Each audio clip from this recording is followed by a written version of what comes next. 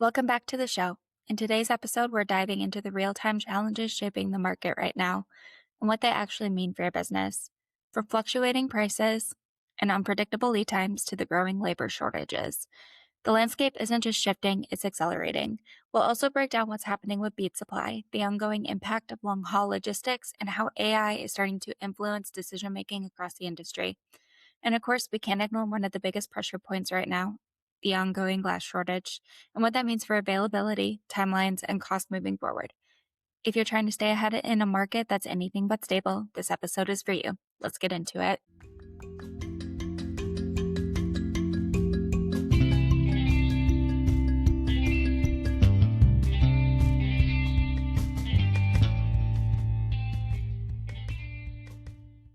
This is Podcast 2, Current Market Conditions. I'm Emily Bauer. I'm Dylan Quayle. Tim Smith. And Mike Smith. No relation. Although we did drive in the truck for, 16 hours last week? Yes. Yeah. So we're kind of like family. You've really gotten close. Yeah, we don't really talk anymore. We had a good time. So some of the talking points are long haul AI database to have some of those discussions, glass shortage affecting fiber pricing and just lead times in general. I think that we could even throw in plastics into that at this point as well. Resin cost in general. 100%. Yeah. Just across the board. Anything that has to do with telecommunications, fiber, whether it be active equipment, tools, splicers, I mean, you name it. Pricing just keeps getting crazier and crazier, and it's an ever-changing ordeal. And then even working more into the labor crisis, how many technicians are going to be retiring in the next, 5-ish years. And then bead and the funding regulations and how that's also affecting all this bottleneck as well. Yeah, planning has always been important, but in this time, planning is even more important because now you have to figure out that extra cost, and lead times, definitely. Gone are the days of your installers or your technicians coming up to you and saying, hey, we ran out of fiber today. I need more conduit for next week. And you can call a distributor and find it in a week. If you can, you got lucky. That is not the case most of the time, especially whether it be fiber, duct. Planning ahead is definitely a must. It's not any more of a just do it. I was doing projections like 2-3 weeks ago, and it's insane and it's not going away. No. So especially like with the glass shortage, when I started reviewing, it takes 18 to 24 months for them even just to manufacture the machines that make the glass. And then we're just at the very beginning of a bottleneck that's projected to last 8 to 10 years. I think pricing is going to continue to trend upwards. Same with lead times. I don't think we're anywhere near the peak of where we're going to be. I think 2028, 2029 will be peak. It will take 8 to 10 years to correct itself before there's surplus again, which is insane. I'm going to be a little more optimistic. I'm hoping maybe by late next year, once some of the first disbursements of bead money starts coming out, that at least it might level off. No, because you're not looking at the bigger picture. I know. You're looking at bead. You're not looking at long haul and what that's even projected out for. Well, all the states are banning all those projects anyway. What are you talking about? Not the red states. Dig, baby, dig. No, I know. I'm still going to try to be optimistic, though. I hope that it doesn't get that bad. I'm preparing for it, but I'm still going to be hopeful that it's not. We have been communicating with some of our current and ongoing long-term customers, especially the importance of forecasting and planning ahead. The word planning is pretty all-encompassing, but it really comes down to forecasting what your upcoming needs are. We have a select handful of customers who have, just by habit, the way they operate is like they get a project that has been approved and boom, they want to order product for it right away. And they're ready to start on that project immediately. And those days, I wouldn't say they're gone. They're just very difficult to accommodate. And I think what companies are going to have to do, if that is the modus operandi or whatever that word is, the MO of their company, to only order product right when you need it, the day you need it, they're in for a rude awakening. They are going to have to, I mean, because they're going to have to expand the number of vendors that they reach out to in order to find that product. And typically when they have to do that, I mean, it's a lot of legwork, and you end up getting a mix match of products, quality, cable types. So for companies that want to maintain consistency in the materials that they use and, a smooth workflow, it, forecasting has never been more important. Well, I would even say not just customers with that. If you look at distribution as well, it almost needs to be blanket orders. You can't even give a forecast and get fiber anymore. It has to be an order. And you have Yeah. to look at, hey, what is our consumption going to be? And that's, you're just guessing so much of the Yeah. time. I mean, we've seen our own inventories here. Yeah. It's more of a here today, gone tomorrow, environment. But, we've been stressing to our customers who have this habit of calling the week before they need it to arrive. The importance of forecasting has never been more of an issue right now. And they should also be aware of, we've talked about price increases and the cost of resin, how it's affected duct pricing. I'm sure most of the people listening out there right now have experienced it or are aware of it, of how the resin prices have gone up significantly. I'm gonna do a sidebar on that. Why? Why is resin? Well, yeah, resin is a petroleum-based product, and we all Gotcha. see Okay. what has gone on in the market, the oil market, the futures, and now the price of a barrel of oil has come down to something that's more reasonable. I think south of $80 a barrel now. I don't follow it every single day, but we've seen where the oil market and the actual resin cost or the cost of the products lag way behind. So just because oil prices have come down doesn't mean, it seems like prices go up much quicker than prices go down. Well, and keep in mind too, one thing that I have seen, a couple of my customers that I'm working on some bead projects with, they've already had some of their other preliminary selectees in their states walk away from projects because of market conditions. I mean, you got to look at a big picture. You go back, I mean, some of these projects have been in the works for 2 years, and you have companies that quoted bead and said that they could build this area for this price. And now materials have doubled, tripled, labor has gone up, everything's gone up across the board, and you're locked in. Bead doesn't care. That price you said back when you signed on the paperwork It is is what you have to Well, I completely mean, Yeah, it's a here, government bid. It's crazy. I think they only allow for like a 2 to 3% increase Yeah. off of what you quoted. yeah, I've already talked to several companies that had rather large awards who are considering giving, at a minimum, portions of it back.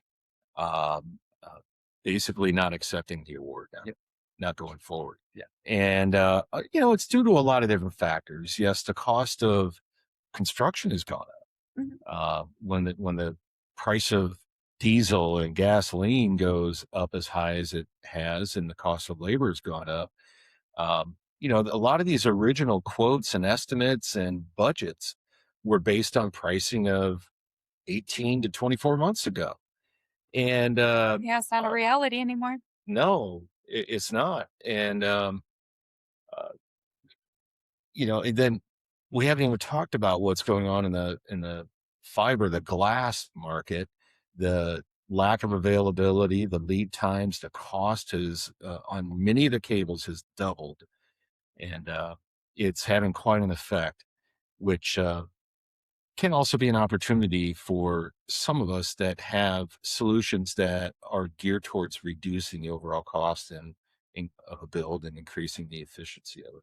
Mhm. And the key to that is reducing your actual glass needs, Yes, being able to exactly. do more with less glass.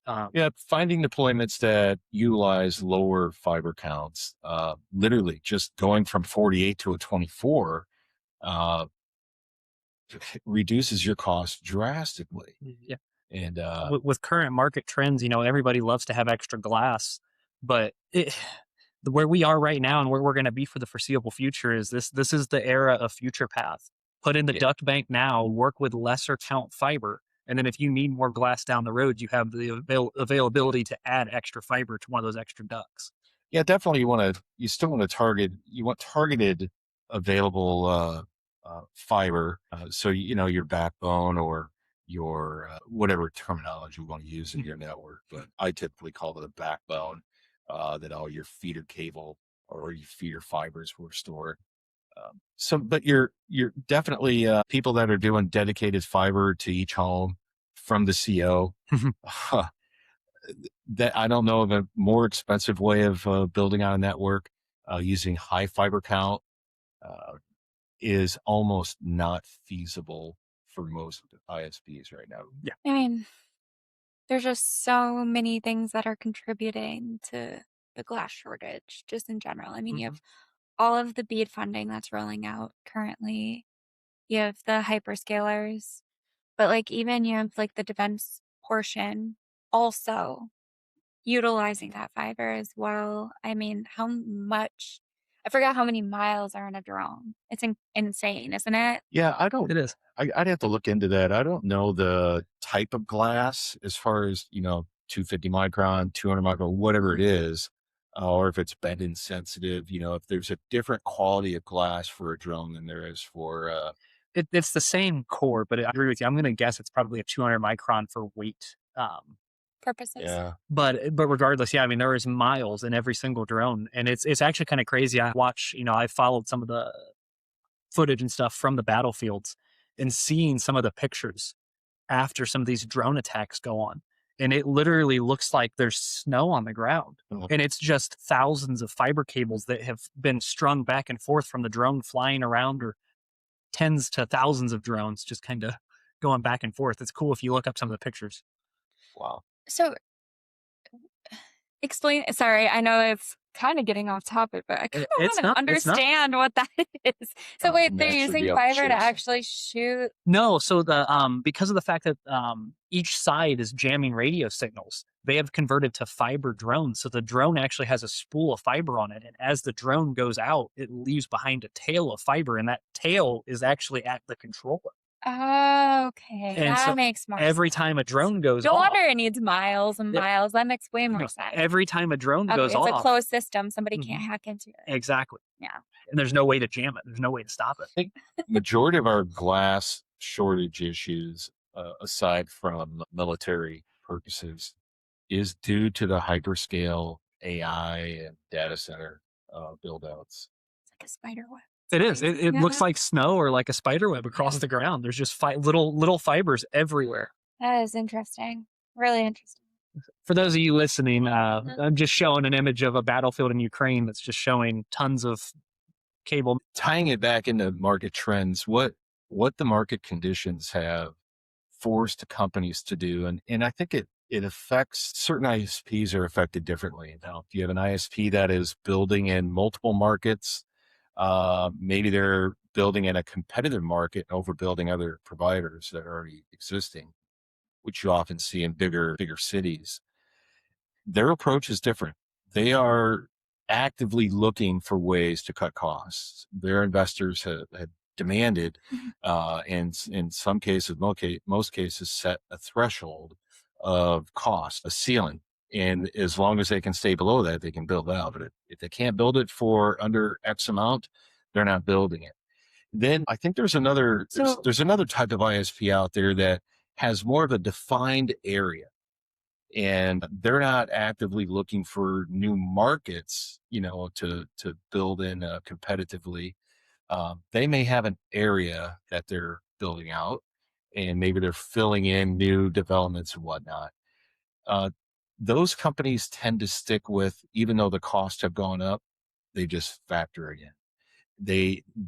They're not as actively looking for ways to cut costs and find more efficiencies. Now, they may already have great efficiencies built into their deployments, but they tend to kind of stick with the way they've been, business as usual, typically. I mean, that is absolutely one thing that I have been hearing just around is to your point about or the first type of ISE that you were describing, whatever they can only do a certain segment of what they had estimated they were going to do this year because of the cost, the rising cost. So Mhm. it's just delaying projects. It's pushing them out Yeah, it longer, does that as well. Yeah. which I mean doesn't really do anything other than renew a budget, but definitely going to cost more the longer Yeah, you I think it go. depends on what the company's strategy is or what their business model is. Well, and what it all comes down to is it's cost per passing. That's kind of what Mike was Mhm. hitting at is, they have to have a certain threshold per house basically, and that's all done. That's splicing, construction, materials, install time. Um, it's really affecting a rural area because that's the problem is you had customers or companies of that ISP that are growing that were going down some of these roads that typical companies wouldn't go down because there's just enough houses there to make it worthwhile. But now that prices have doubled, now they're having to be twice the amount of houses on those roads. So now they're focusing more to the subdivisions that may already have a decent provider, but not fiber, or they're overbuilding another fiber provider. And it's just an interesting market to be in right now. It really is. Because instead of growing to some of the places that need it, market trends have caused us to have to not do that. Sure. I think it's the lead times, the cost to build fiber. I think it's really thrown another lifeline to wireless providers. It has. I'm glad you said that, Absolutely Mike. has. No, it really has. I mean, you have Starlink that's flourishing right now. You have Amazon that's going to be coming out with their low Earth orbit. Starlink has already dramatically reduced their prices, and in fact, I about fell out of my chair the other day. I was walking through Walmart, and they now sell Starlink antennas at Walmart. Now, I seen that for the first time. Didn't know that was a thing. Looked it up, and yeah, they rolled that out nationwide. You can walk into a Walmart and buy a Starlink antenna and have internet anywhere in the country. What are they getting it down to? Do you know? So residential right now, Yeah. last I looked up, and it depends on the area too, because some areas in the country they have different promotions across the board. But most of the country, you no longer have to pay for your dish if you sign up for. Basically, it's a contract that you don't own your antenna. They ship you the antenna, and as long as you pay for the monthly service, you have the antenna. But then if you cancel it, you have to mail them back your antenna, and that was a big issue. I mean, it's $300 to $400 to buy the antenna. I feel like that just reminds me of college with the like router. Yep. But Right? that's where they're at. And then monthly price wise, I think they're down to $59 a month for 100 meg service, which is very It's getting very competitive yeah. now. Most of the companies I talk to, Mike might be a little bit differently, but it seems like most of the companies around the board like to be around a $60-$70 average monthly cost per subscriber. That's where they kind of like that's kind of the sweet zone that a lot of them like to be at. I don't know. Like we do pretty well here. I think we pay $40 a month for internet, Mm-hmm. but we also purchase internet at our like house, and that's like 69, but it's way more rural. Yep. So not surprising. Yeah, and that's where, that price comes down to. You get out into the rural areas, you might be paying closer to 70. You might be shooting for $70-$80 a month. You get into very dense urban areas, you can get away with $30-$40 a month average per ARPU. Yeah, I think the wireless technologies definitely have a place. I'm not a hater on that at all. I think there's definitely scenarios where it is the most logical solution especially from an end user point of view. Mhm. The cost associated with getting fiber to some of these very remote areas is just, it doesn't make sense. But, you know, the other side of that argument is if you want a permanent solution, then a fiber to the home is definitely going to be the answer to that. I do want to talk about one thing, and it's just something for some of the fiber builders out there, or even wireless builders that are out there. The company that I was running, we used it as a market evaluator. We'd actually put up a wireless tower in a new market and see how many customers we could turn up on the wireless to see if there was a need for a new internet provider in that area. And if we seen good enough demand, then we'd actually go in and build fiber, take the wireless gear down because it's already bought and paid for, and move it to a new market, put it up, and kind of we did that. And it worked out as a great market evaluation instead of trying to do door-to-door mailers, knocking on the doors and all that sort of stuff, which can be so hit or miss. We actually seen who signed up with a minimal investment. I think overall, what you're going to see is a big focus on companies filling in the gaps where you have legacy uh, cable TV, internet service providers being overbuilt by companies going into those markets. I think that is, if we want to talk about a trend, that is absolutely a trend that is happening, has been happening, and will continue to happen. Uh, a lot of the focus over the last probably uh, 6 to 8 years, maybe you could even say maybe even 10 years or longer, was to expand fiber's reach out in the more rural markets. And, you know, a lot of that market has been covered. BEAD is meant to close that final gap there. But there hasn't been, except for maybe the last couple, 2, 3 years, that much or as much focus on expanding fiber to all of these markets that have ever deemed covered or uh, served, meaning if they had a legacy cable operator that had internet service, they were deemed served. So I think as far as a trend, definitely going to see more competitive ISPs building networks in major cities, uh, and sometimes you're going to have more than 2 to 3 choices. All day long. And I think a prime example of I thought of this goes a little bit back, and I should have said something to you and stopped you, but big companies getting involved. You go back and you had Verizon and Frontier that were together. Verizon sold off Frontier because they thought wireless was going to be the future and it would be all they'd ever need to do, and they could do cellular in every home. But then AT&T and T-Mobile and some of the other ones started building fiber. And I think it's funny that just recently Verizon rebought Frontier again. Verizon owns Frontier again because there's always a place for wireline. You have to have that hard line into the home. I think we're just in a world with hacking and all of this. And that, I mean, it goes back to the drones, you know? You need the closed system. It makes it infinitely harder for hackers. It just does. You either have to be present or you need to have the direct IP. There's different, you know? It makes it more challenging. Nothing's ever impossible in the digital No. world. Anybody can get into anything if they really wanted to bad enough. The key is though is it's more reliable typically. Yeah. Um, Storms and things don't mess with it. Not as much. And it all depends. You know, we could sit here and play what ifs all day, but typically hardline services are more reliable. Well, I And just think that it's not even if you look at like the 10, 20-year scope of where everything is moving, which is quantum computing is the big player in the next, 15, 20 years, and you're going to hear it come up a lot. These systems that are going in just for the AI data centers, the long hauls, all of that are going to end up having to be rebuilt for quantum computing.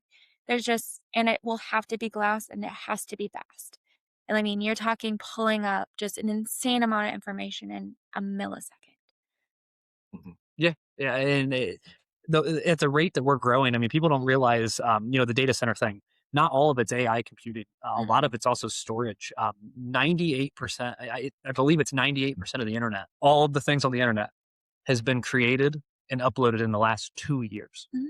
I mean, the scale at which the internet is growing and all of this data that's being stored in the cloud and on Facebook, YouTube, TikTok, I mean, you name it. But yeah, you're talking you're talking the unicorn companies, but it's not even just that. Like we're talking co-location. Mm-hmm. So businesses just renting out space in these data centers for exactly what you're talking about, just secure data Yep. that they can house because it's digital now. It's not paperwork, it's not files, and surprisingly, it takes up just as much space. Yep. So And not very many, offices are having internal servers.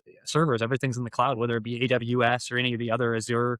There's 100 platforms out there to host your servers on. which kind of brings it all back to the security thing. When Mhm. everybody's using the same cloud system, if you can get into one, you can backdoor into another. Well, do we need to talk about all of the AWS outages that have happened on the East Coast in the recent No, time? that's my point. I Though. mean, But I mean, it's a valid thing to bring up with market conditions. It's why things are moving the way they're moving. mhm. And at the speed. Yes, exactly. at the speed. Everything was too consolidated, and now they're trying to get data centers and have the data closer to the end user, which is a must. Yes. I think, especially like you said, as computing gets faster, all the needs get higher. Yeah, fun fact, for those of you that don't know how this stuff works, any just regular listener, the internet company that I used to be at, we actually had a Netflix box. It's a server that Netflix supplies to ISPs that are large enough, and it sat at our, you almost call it a data center, but it was where we had our main networking equipment. And instead of going out to the internet for your Netflix traffic, it came to our office and then went back to your house because we had a box there that it was hosted out of. That was kind of the first of that. And now, they're putting data centers in all these big communities just to have it that much closer to you. Yeah, and I mean, that just picks up the speed Yes. of everything, it's yeah, but I mean, that's what we're phasing into.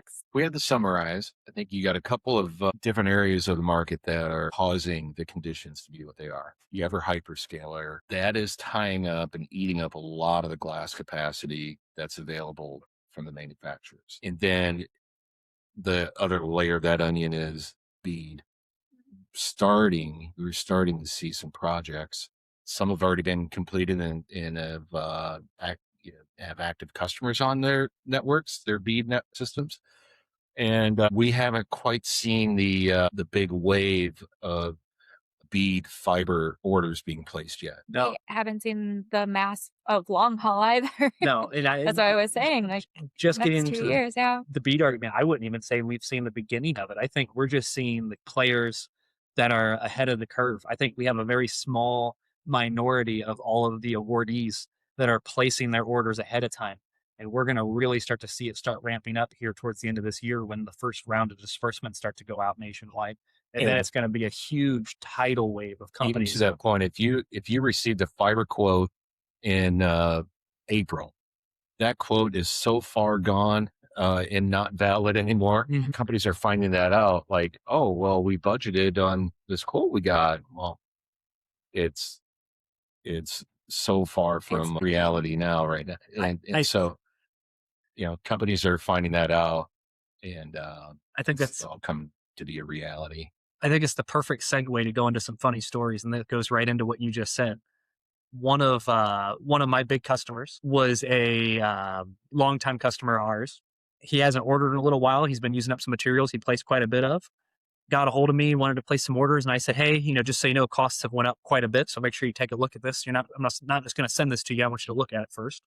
Send him the quote. I don't even think it was 5 minutes later he called me, and he's like, "Oh my goodness," just freaking out. Had no idea how bad the price was. He went a whole, and rightfully so, shopped around a little bit to make sure it wasn't just us. And he came right back and said, "You guys were still, yeah, I'm going to go with you, but what happened?" So then I had to give him this whole spool that we just talked about on what all has happened in the market. And it's just hilarious how, some people just don't place orders but a couple times a year. And Yeah, I think all this is going to tie into the next show that we have coming up, in which we're going to talk about trends, right? Yep. Yeah. And instead of getting into that now, how these market conditions have affected the actual trends, how companies have responded and reacted and pivoted one way or the other to deal with those issues and with the conditions of the market. I do want to bring one more talking point up for everybody to discuss. When I was doing my research for this, one thing that was coming up as a market condition really was that 60% of the fiber technicians are due to retire in the next 5 years. Yeah, I don't know, the whole labor side of things. But it's valid. You can't Yeah. put anything in if you don't. well, and it brings up some fun points. You have a lot of guys that have only ever done armored cable, 1.25 inch, the standard way of building. Mhm. You have had a lot of these guys retiring, and you have a lot of, if you want to call it the new guard, younger guys coming up and in that are more apt to try micro and do all these different things. So that's why you're really seeing the market kind of just as a whole, a ton of different ways of building going in, centralized split, distributed split, a hybrid of the two, micro, non-micro. I mean, it's crazy, and a lot of that does come down to a lot of the more traditional way of doing it. Guys retire. I didn't even think about that. What a wave to actually do like a big conversion as to like a completely different system. Yeah, it's been this way for a long time. The old guard retires, moves on, new blood comes in. They're open to new ideas and new ways of doing things. Mm. And yeah, that's been happening for a long, long time. People get set in their ways. They want to do it the way they've always done it because that's what they know. And the newer people that come in are, I guess you could call it hungrier, hungry to find new methods, more efficient ways, simpler ways, and just something that's shinier.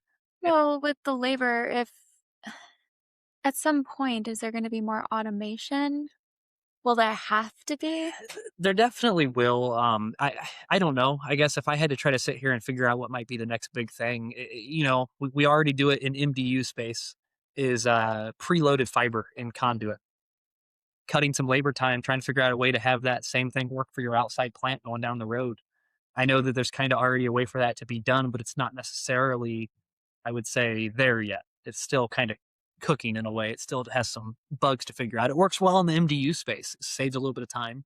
Um, but that's something you could think of. Other than that, though, I mean, this job is a very human-based job. I mean, it'd be very hard to automate a lot of what gets done in telecommunications. I wasn't even thinking about automation so much as like robotics or machinery in order to assist in a way that, Yeah, and I mean, just so instead of having 5 guys, you can have 2 guys, just to try and offset. that does come into with some of the blowing machines that have gotten really popular in the last few years. Now your placement crews don't need to be nearly as large. Yeah. Especially as you get into some of the machines that have protection systems built into them, so you don't even have to necessarily have an operator glued to the machine because it'll stop itself if it hits an issue. So yes, there definitely are things coming out that will assist with. Well, it all ties into how companies are finding out of necessity, being required to find efficiencies, not just on the material side of things, but how the choice of materials affects the deployment, which affects the labor Mhm. needed to deploy it. It's across the board, whether it's with the actual physical glass, the space in the road, or your labor. Companies across the board are finding ways to do more with less, whether it be less manpower, less room, less materials, And still building the same amount as or they more. were. Yeah. Yep. Well, I see a lot of these companies where you mentioned, staff retiring and stuff.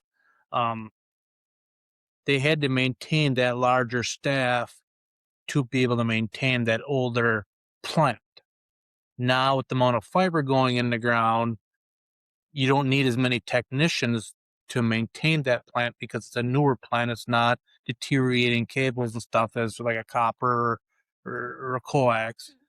So that's helping out a little bit. But then on the offset, you build these newer plants, more people are wanting fiber to the home. So now you're needing more technicians to do installs and stuff too. So Or it's space. kind of a wash in a way. Yeah. It used to be, I don't know if you went back 10, 15 years, you needed all this staff because they had all the knowledge of how the system's built.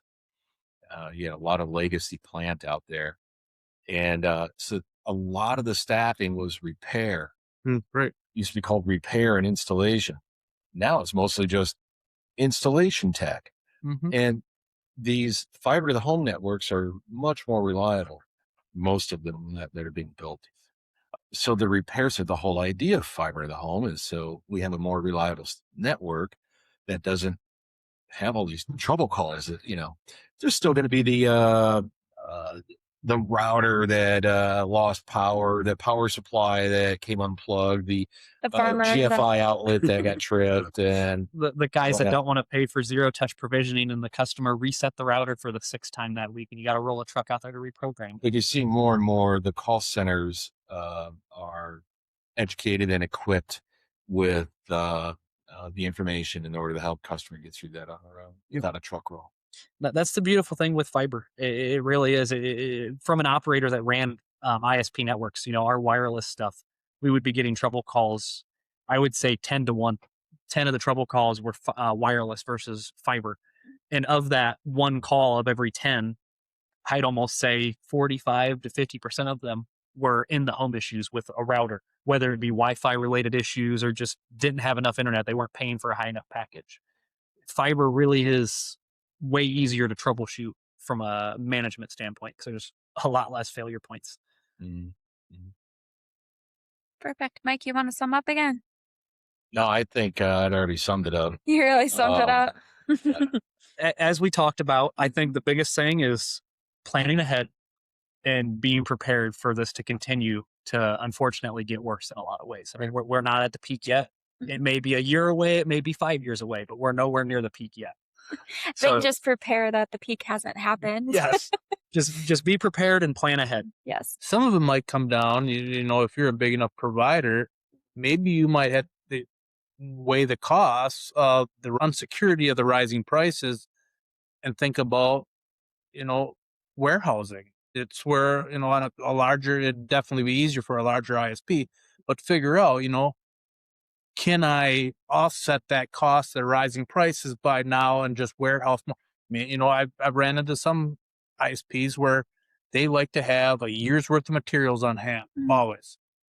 So Stops, yeah. Yeah. It stops downtime so for sure. yeah, so when the market trends go up like they are now, they have a little more time to They got more of a buffer right. if they have the space to do all that. So to sum up, order more. Order more, plan ahead. Plan ahead. Plan ahead, more efficient forecast. planning. More efficient planning, yeah. And actually, I'll tell you, I'll sum it up like this. Perfect. Duct, we just saw lead times double in the last week. And they had already gotten, you know, your standard lead time was 2 to 3 weeks if something wasn't in stock and they had to manufacture it. Then it went to 5 to 6 weeks. And we're just now seeing lead times on certain products go 8 to 10 weeks on duct.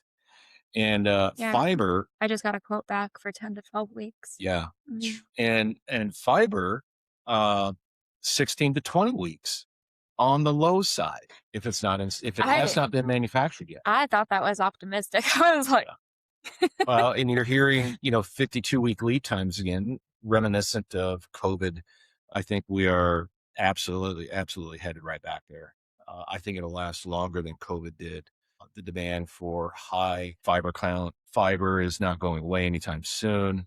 Well, and it's a perfect storm with it bead just takes coming on board. the thing is, it's not just happening here. If you think of all the orders that are coming into these fiber companies, it's the fact that they need to scale too. Yep. So they're expanding. And I mean, I just said 18 to 24 months for one machine, and you don't even know if there's a bottleneck in making those machines. Yeah. Well, and let's keep in mind too, I think what we had going on with COVID and what we have going on right now are two totally They're different so issues. different, yeah. COVID was a manufacturing slowdown because of the disease, and then an import issue because they may have opened back up, but we wouldn't allow things from outside of our country in. Now, it's just being used. They can't make it fast enough, and they can't ramp up production fast enough because of the time it takes with a specialized tool. Yeah, I Well, I think think, though that's my so- point is this isn't just happening like where people are putting in, you know, Yeah. fiber. This is happening all the way back at, hey, you know, the machines that make the fiber, those are being built. And that's what's limiting some of this. No, I think the available product Mhm. or glass allocated to the hyperscalers, to the higher count cables. I mean, And that is what is driving the shortage right now, all of that. I don't disagree, but I mean, it went from 0 to 100. So that's my point, is because it went so fast, these companies couldn't foresee and scale to have these machines being made. So at the minimum, you're looking at 24 months of a backlog. The backlog is available glass. It Even is. if you had But a what makes the machine glass? to draw the glass, you have to have glass to draw. Yeah. So the big problem is the availability or unavailability of glass, of the raw glass. And there's only so much of that. And that is where the bottleneck is. The available glass has been allocated by the manufacturers to the hyperscalers who have gone in and negotiated and made Oh, yeah. sign I mean, contracts to have obviously, that glass allocated. Yeah. obviously, as a company, you're going to allocate your resources to where you're going to make the most money. Yeah.